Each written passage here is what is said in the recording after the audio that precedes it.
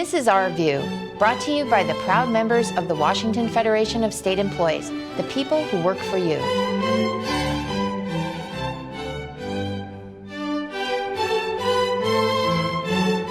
The highlight of this year's legislative session for the state's workers was the signing of the new collective bargaining agreement.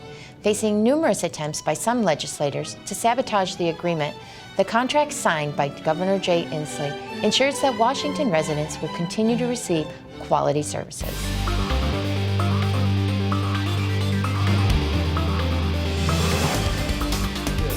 Okay, well, we're gonna sign a good agreement with some great state employees who are doing such good work for our state, and I am so happy to sign this because I love being in partnership with highly motivated people, and I just love going around the state and meeting state employees who are motivated to help people so much, and I see that in so many places. I really have. It's been a real joy in the last 2 years being governor to work with a group that really is so motivated. And I feel good about signing this agreement because it recognizes the contributions you all have made. So with that, I'm signing this. We're going to have a little cola and some other good. Yeah! Good having. We got at least one fan of this agreement. All right, now we got Greg here. Now Greg's a tough one to convince because he's a tough negotiator, you know. So it's tough to get one by him.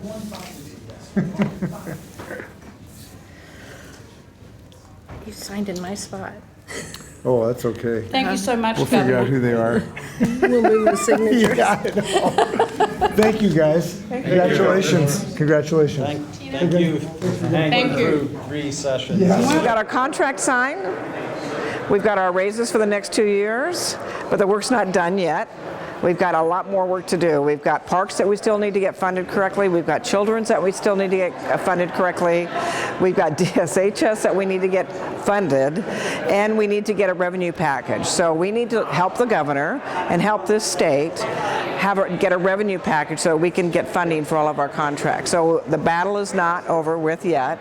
It continues, and this union will continue to fight for better working conditions, better raises, better health care services, and better services for our public.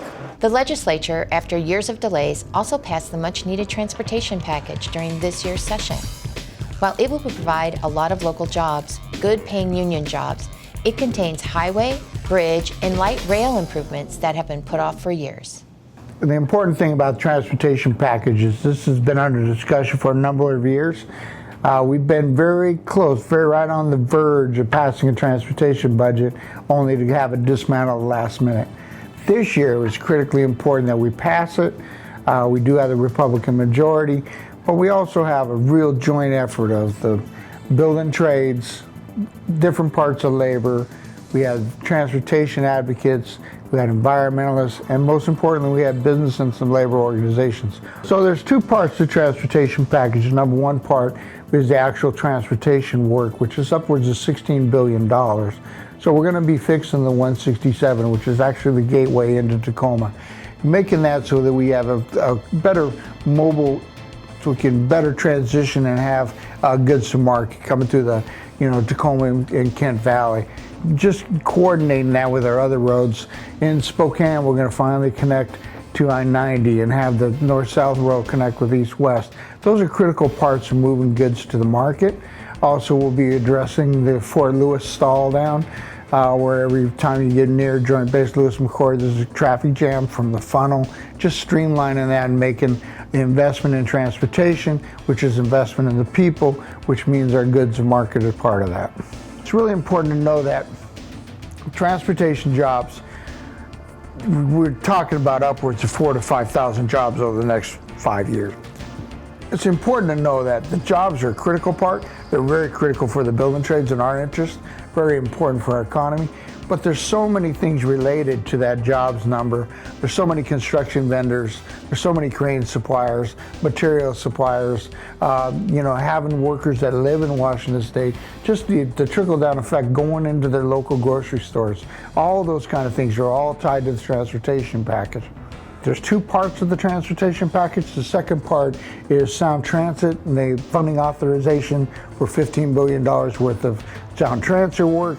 The important difference between transportation projects, which are an investment in our economy and an investment in our employers and our goods to market, and that's the main driving theme of transportation work. On transit, it's a different focus. Sound transit is an investment in people. It's how you get people to their jobs, how you get people home, how we keep them from sitting in traffic, how we do an investment in carbon neutrality, that we're moving towards a freer enterprise, and that you can be living in the outskirts of the Seattle area, take light rail into town, work in Seattle area, and come back without having to stand in the traffic gridlock, add to the traffic gridlock, or try to find parking in Seattle, which is becoming almost obsolete. When you look at what Sound Transit does to a business district, you take downtown Bellevue in particular. Now we're taking people that may not go to Bellevue, but now they're on light rail. They're coming into downtown Bellevue. They're going out to dinner. They're using the movie theaters. They're watching a show there. They're shopping there for their necessities. Christmas time, no traffic, no parking hassle, in and out in downtown Bellevue. I think it would be a great investment in the Bellevue market. But when we get to Federal Way, when we get to Everett, it'll be the same thing. It's a big investment in the people that live in the destinations that light rail will go to. Respected economist James Galbraith, the author of The Predator State, spells it out. Our country's politics used to be the politics of the middle class, but not anymore, and we'd better fix it. Inequality, and particularly of the kind that we experience in the United States, has been extremely destructive to our politics. We used to have a politics that was broadly based in the community. It was a politics of middle class organizations, labor unions amongst others. And now we have a politics which is dominated by the very wealthy. It's a politics of campaign finance. That is just a marker of the extent to which the society has become more unequal. It's a marker of the inequality that we live with. In terms of economic performance, there are two things. One is that a more egalitarian wage structure does tend to produce higher productivity because it favors stronger industries, stronger businesses, and works against the ones that only can survive by slashing costs, by cutting costs. If you can't cut costs, if you can't cut wages, then you either have to improve productivity or you yield market share to a more productive enterprise. Either way, the general level of living in the society goes up. That's a secret that the North Europeans learned a long time ago as part of the secret of their success. The other thing is that a more equal society tends to have less unemployment. Well, it's very simple. If the wage structure is more equal, there were fewer people in very bad jobs who would like to leave those jobs and look for, apply for a small number of very good ones. If there are a large number of middle income jobs, a more equal society, then basically the whole situation is more stable and a large fraction of the population, larger fraction, tends to be employed. And that's very consistent across the world. So broadly, a more egalitarian structure is good for productivity and good for employment. A new film is out, produced by Michael Ross, that lays out the truth about people's lives who make the clothing you buy. The working conditions, the pay, and the safety concerns are all set aside as the market seems to demand cheaper goods. But the workers are paying the price. We communicate who we are through clothing. It is fundamentally a part of what we wish to communicate about ourselves.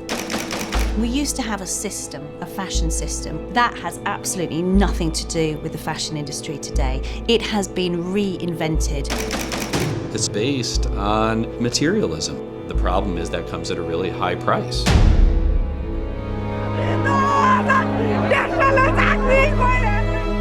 Garment factory collapsed, killing more than 1,000.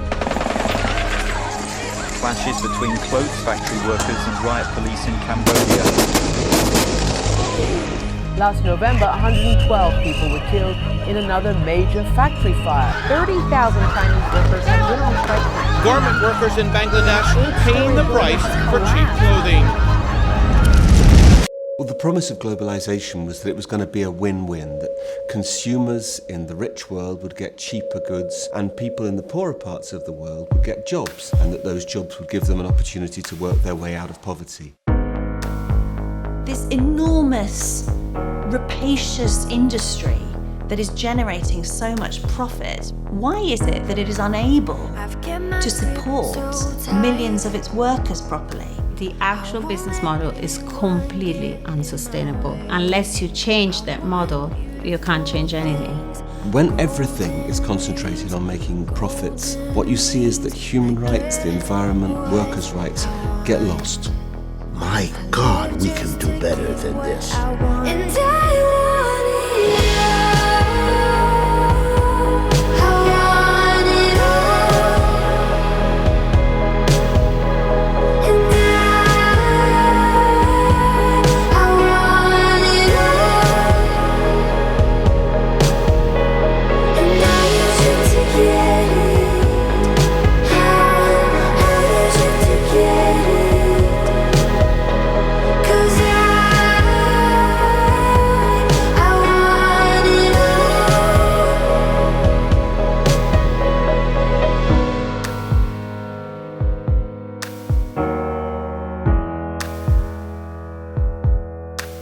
This has been Our View, brought to you by the members of the Washington Federation of State Employees. We remind you, when you accept a paycheck for your hard work, you don't give up your rights. Thank you for watching.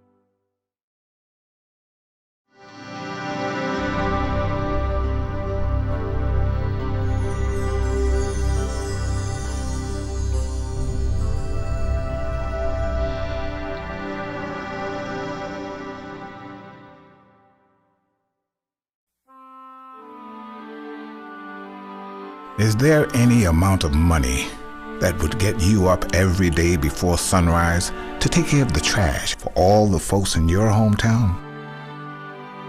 Under what circumstances would you go down into a hole to repair sewer lines? What would it take to get you to spend night after night away from your family, fully prepared to stop a crime, or to ever consider running into a burning building to save an old man you've never even met? For most of us, those are questions we will never have to answer. Thanks to the millions of people who choose to work in service of the public. They serve you and me, remarkable men and women, in sanitation, fire and public safety, healthcare, administration, parks and recreation, and the scores of essential services we never really hear about. You know, it's kind of like your heartbeat. Most of your life you never really feel it, never see it or hear it. But every second of every day, you count on it to be there. So next time you look up at that flag and raise your hand to your heart, feel that beat and think about the people you never think about, and know that they are thinking of you and your family. And all that keeps America, America the beautiful, the land of the free, the home of the brave.